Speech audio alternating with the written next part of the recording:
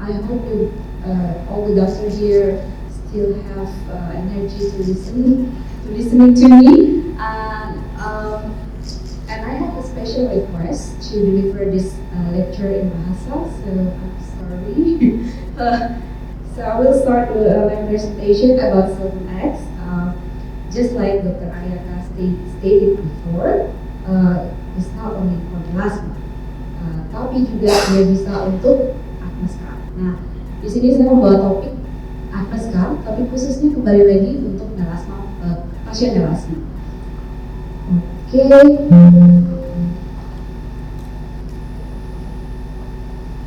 Ini adalah kasus yang saya biasanya kalau mendapatkan kasus seperti ini, yang mana duluan ya? Menurut teman-teman sejawat, yang mana yang duluan kita treat nih? Ini kasusnya adalah seperti ini. Ada melasmanya, ada rosaceanya. Ini we have rosacea here. Acne scar, acne-nya sendiri masih aktif. Kira-kira yang mana nih yang bisa kita treat terlebih dahulu? Sepertinya terlalu kompleks ya. Dulunya saya mungkin agak kesulitan untuk yang mana sih duluan, dan pasien tentunya pengen semuanya di-treat. Dan berdasarkan apa yang sudah saya pelajari, pasti yang inflamasi yang saya akan treat duluan, which is itu adalah acne, inflamasinya, rosaceanya, itu yang pertama akan saya treat. Oke, saya mungkin cerita pertama tentang acne scar. Acne scar sendiri kita sudah tahu ini adalah sesuatu yang membuat stres orang karena setelah inflamasi pasti scar yang tersisa itu membuat kalau penampilan jadi kurang pas gitu ya, kurang menarik gitu karena surface-nya jadi bergelombang. Kemudian kita tahu bahwa mungkin sebagian besar pasien-pasien yang acne pasti end up dengan scar-nya itu sendiri. Dan ternyata 30% dari scar yang ditimbulkan itu ternyata memang bentuknya adalah acne scar yang cukup berat gitu. Nah tentunya kita sudah tahu nih scar, terapi scar itu ada berbagai macam. Mulai dari surgical, non-surgical mungkin yang sering sekali kita tawarkan ya, seperti misalnya fractional CO2 laser atau RGB laser. Jadi banyak sekali treatment-treatment yang sekarang available yang ada di mungkin di klinik atau di rumah sakit dokter-dokter sekalian. Nah, bagaimana dengan melasma? Melasma ini merupakan suatu penyakit yang kita sendiri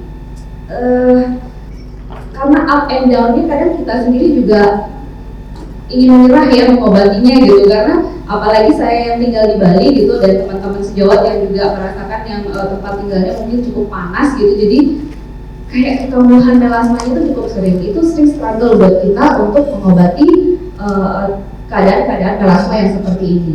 Nah, untuk melasma sendiri memang patogenesisnya cukup kompleks seperti yang sudah disebutkan oleh Dr. Ayaka tadi. Di sini saya hanya mengutip beberapa yang mungkin nanti akan kaitannya dengan terapi dengan fractional radiofrequency itu sendiri. Yang pertama adalah peningkatan dari hiperaktifnya melanosit. Karena si melanosit ini agak hiperaktif, dikasih trigger dikit aja udah langsung ngambek, langsung lebay gitu ya, langsung muncul dia melaninnya gitu. Kemudian yang kedua ternyata ada kerusakan pada basement membrannya. Dan ini biasanya terjadi seiring dengan usia. Jarang sekali ada kerusakan pada area basement membran pada orang-orang yang muda.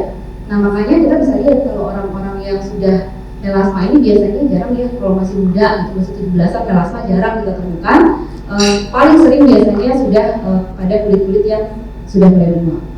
Kemudian satu lagi adalah yang kedua terakhir adalah peningkatan dari jumlah fibroblas yang sudah menua atau senescent. Dan yang terakhir adalah peningkatan abnormal dermal blood vessel. Ini yang abnormal ya, bukan yang normal.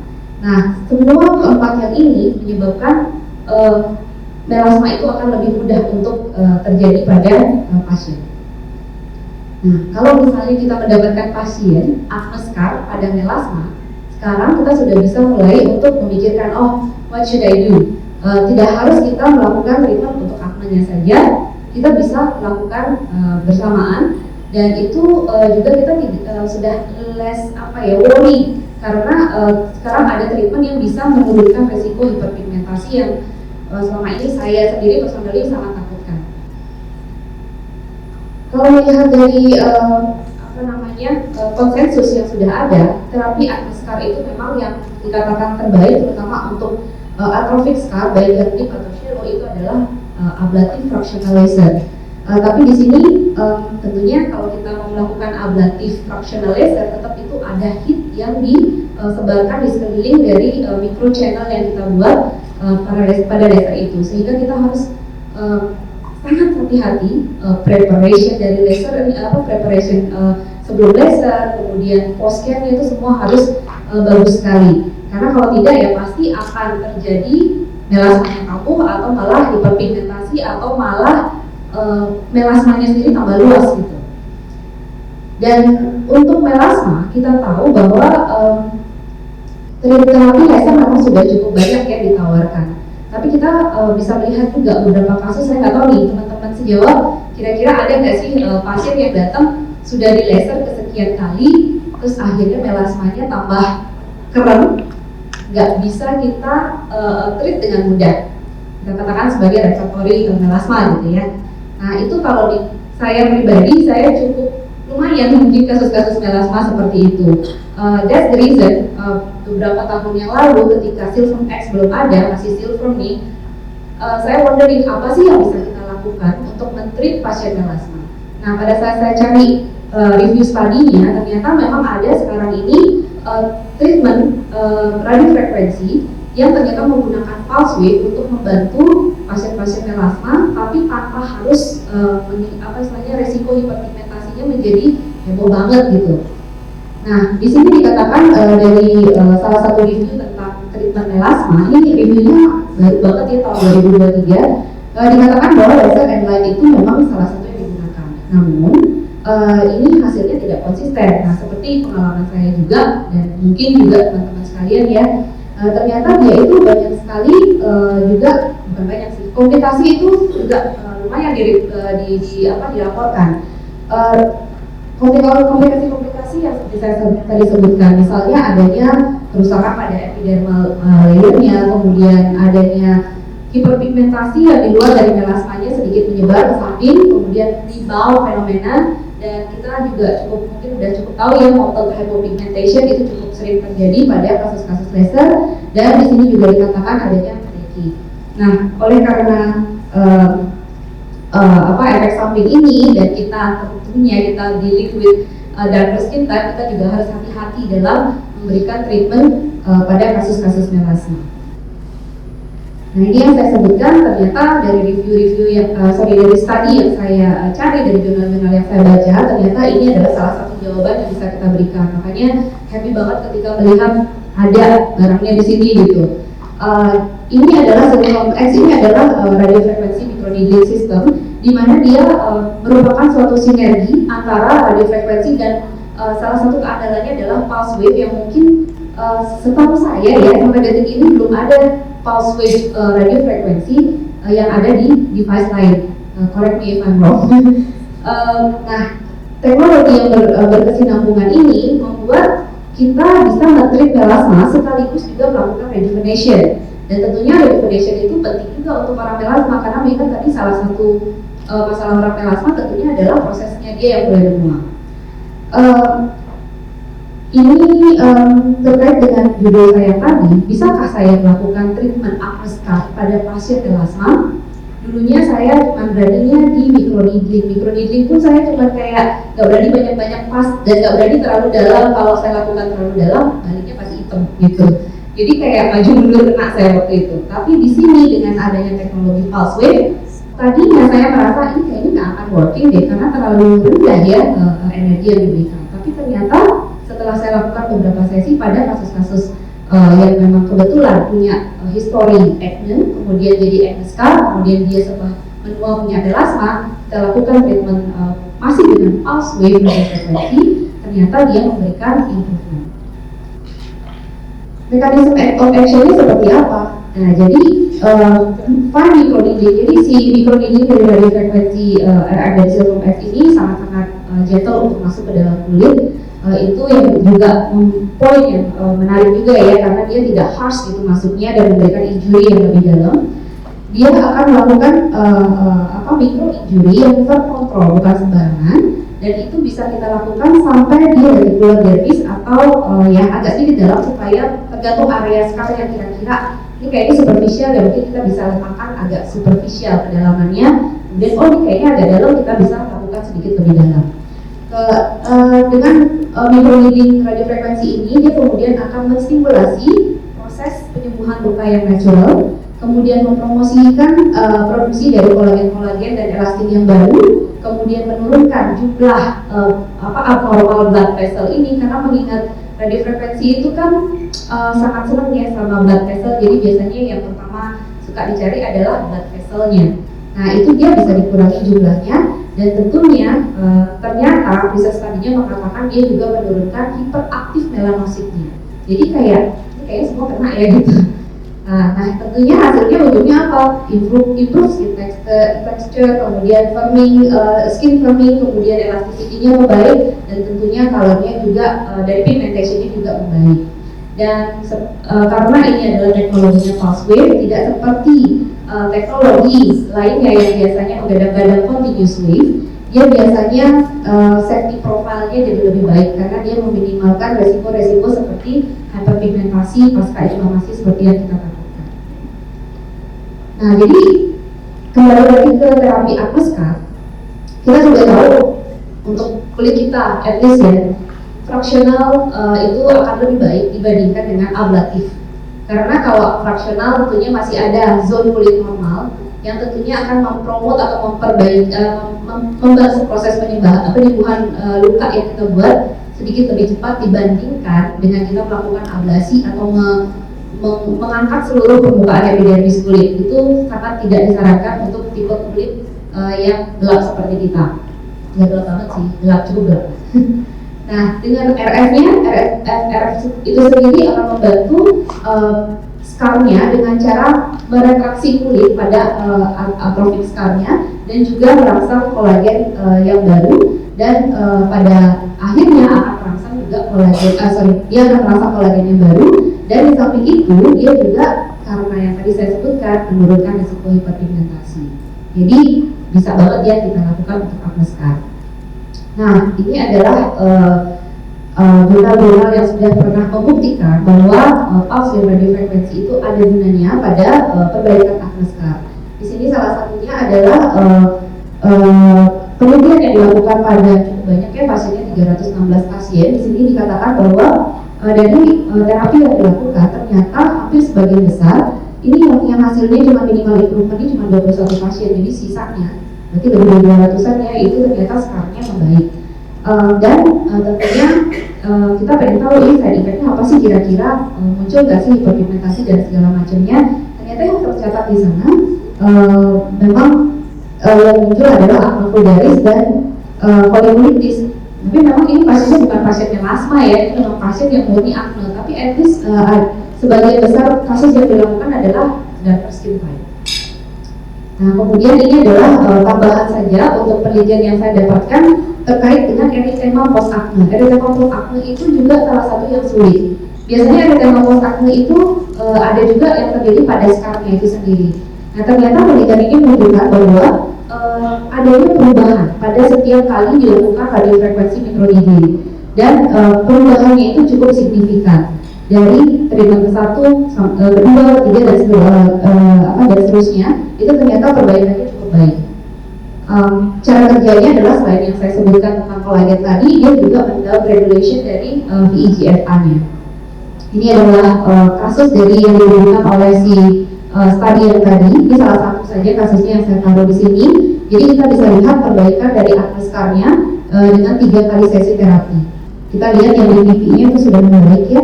Kemudian skin texture-nya juga kelihatan ada shine-nya, yang di ujung hidungnya kita bisa lihat ya.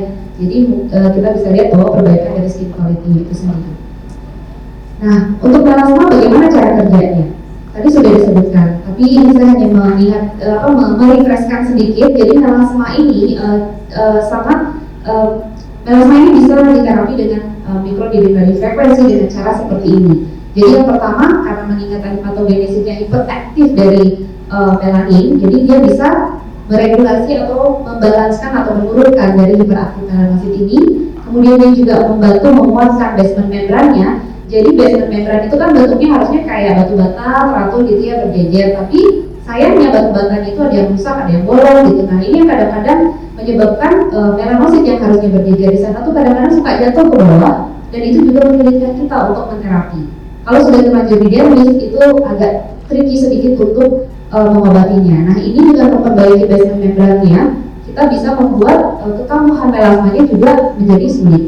Jadi poinnya nggak cuma ngebantu hilangin pigmentasi, tapi juga mencegah reboundnya dari melasma itu.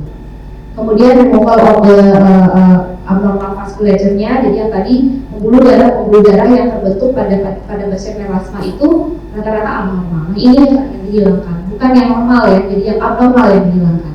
Dan yang terakhir adalah menurunkan dari senescent fibroblasnya. Ini adalah salah satu studi yang pernah dilakukan, ini juga cukup baru ya, 2022. Kita bisa lihat di sini yang saya tunjukkan dengan panah kuning itu menunjukkan bahwa terjadi penurunan dari melanin indeksnya. Itu penurunannya cukup signifikan. Case yang dilakukan di sini bukan saja pada kasus melasma, melainkan juga pada kasus real melanosis. Dan kita bisa lihat di sini di hasilnya pada kasus real melanosis dia mengalami perbaikan, termasuk juga pada kasus melasma pigmentasinya juga berkurang hanya dengan single terapi pulse wave microneedling frekuensi. Nah, apakah combination terapi itu penting? Buat saya selalu balik lagi ke guideline melasma itu apa sih guideline dari Agnes Karp. Jadi dua-duanya kita lihat. Saya tidak melakukan hanya satu terapi saja dengan microneedling ini. Tapi balik lagi ke konsep bahwa kalau sudah terjadi Agnes Karp, kalau kita tidak banyak melakukan kontrol wound, itu mungkin perbaikannya akan so-so aja. Makanya kita perlu melakukan perlukaan. Nah, bagaimana sih kita caranya melakukan perlukaan yang gentle lah buat kasus-kasus melasma? Nah, di sini saya tentunya akan melakukan terapi kombinasi. Yang biasanya saya lakukan adalah penambahan subsisi tentunya. Dan yang kedua, saya aplikasikan di permukaannya dengan PRP ataupun exosome. Kemudian yang ketiga, saya kombinasi di kemudian harinya mungkin dengan chemical peeling. Kemudian terapi oral juga kadang-kadang saya tambahkan lebih karena saya ingin menekan risiko muncul lagi Agnes Karp-nya atau muncul lagi melasmanya. Jadi ini ada dua hal yang kita treat. Oke. Nah, jadi bisa nggak sih kita men-treat Agnes Karp pada kasus melasma? Dan tentunya apakah bisa kita treat dengan Sulfam X? Nah, ini adalah kasus-kasus yang saya miliki. Ini wanita 45 tahun. Dia melakukan 3 treatment Sulfam X dengan kombinasi seperti di bawah yang saya cantumkan, dengan topical setiamin, retinoic acid. Kemudian saya juga melakukan topical application of exosome setelah saya lakukan microneedling tersebut. Kemudian beberapa minggu setelah beberapa kali melakukan radiofrekuensi juga saya lakukan chemical peeling, dan tentunya tidak melupakan sunscreen. Kita lihat, kita lihat di sini mungkin kesannya kayaknya biasa-biasa aja, nggak terlalu banyak membaik gitu. Tapi kita bisa lihat karena di sini target kita adalah masalah Agnes Karp, kita bisa lihat perbaikannya. Kita bisa lihat perbaikannya di sini. Sudah istilahnya kayak agak naik sedikit Agnes Karp-nya. Kita nggak bisa banyak melakukan intervensi dengan continuous wave karena kita takut akan merangsang pigmentasinya. Tapi dengan pulse wave yang gentle seperti ini pun kita bisa membantu menaikkan sedikit Agnes Karp-nya.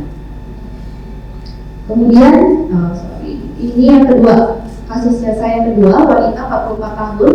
Saya lakukan 6 kali sesi pulse wave radiofrekuensi dengan interval 1 sampai dengan 2 bulan. Kemudian saya juga kombinasi dengan terapi yang lainnya. Kita bisa lihat ada perbaikan dari melasmanya, dan juga kalau Agnes Karp-nya saya perlu agak zoom dikit ya. Nah, ini dia Agnes Karp-nya, kita bisa lihat ada sedikit peningkatan. Ini mungkin saya nggak tahu cukup jelas nggak ya gambarnya di sana. Ini saya capture-nya dengan Visia, jadi mungkin bisa di sana kita bisa lihat digedein, dikecilin gitu ya supaya terlihat bagaimana teksturnya dia. Kemudian ini adalah kasus yang tadi saya berikan di foto di depan, kasus yang cukup kompleks. Nah Nah ini saya bisa langsung melakukan treatment dengan pulse wave radiofrekuensi dan dengan kombinasi di bawah yang sudah saya cantumkan. Kita bisa lihat di sini melasmanya juga membaik dan ternyata ini acne scar-nya. Kita bisa lihat di sini ya acne scar-nya yang tadinya cukup bebek, ini masih sih, tapi dia sudah ada improvement. Dan rata-rata yang pasien cerita ke saya, kulitnya itu lebih halus. Jadi yang tadinya dia makeup mungkin masih agak turun-turun, sekarang tuh lebih enak gitu pakai makeupnya. Sangat-sangat subtle perbaikannya, tapi itu sangat membantu kualitas hidup pasien. Oke, nah ini yang kasus melasmanya cukup membaik juga dengan 2 kali interval 1 bulan treatment pulse wave radiofrekuensi. Kemudian ini juga yang tadi kan saya sebutkan juga ada kemerahan ya, dia pasien ini ternyata sudah memiliki rosacea cukup lama. Kita bisa juga melihat perbaikan dari rosaceanya. Jadi pada kasus yang saya tunjukkan di depan, saya bisa pada saat pasien datang, saya sarankan pasien untuk mengkombinasi treatment yang sudah saya suggest, dan pada saat pertama datang pun saya sudah bisa memulai treatment dengan pulse wave radiofrekuensi ini. Jadi pasien nggak datang konsul aja dulu atau treatment aja dulu gitu, sudah tidak lagi.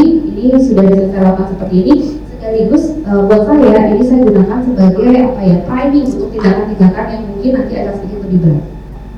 Oke, sebagai kesimpulan, Silvom X ini dapat dipertimbangkan sebagai terapi acne scar terutama pada kasus-kasus pasien dengan melasma. Tidak seperti alat-alat radiofrekuensi yang sifatnya continuous wave. Pulse wave radiofrekuensi ini dia menurunkan resiko panas yang bisa disampaikan ke kulit pasien sehingga menurunkan resiko hiperpigmentasi jadinya jadi lebih safe ya buat pasien melasma. Kemudian cara kerjanya sudah saya sebutkan tadi, merangsang kolagen dan juga menurunkan PIGR sehingga kulitnya, teksturnya secara skin quality overall akan membaik.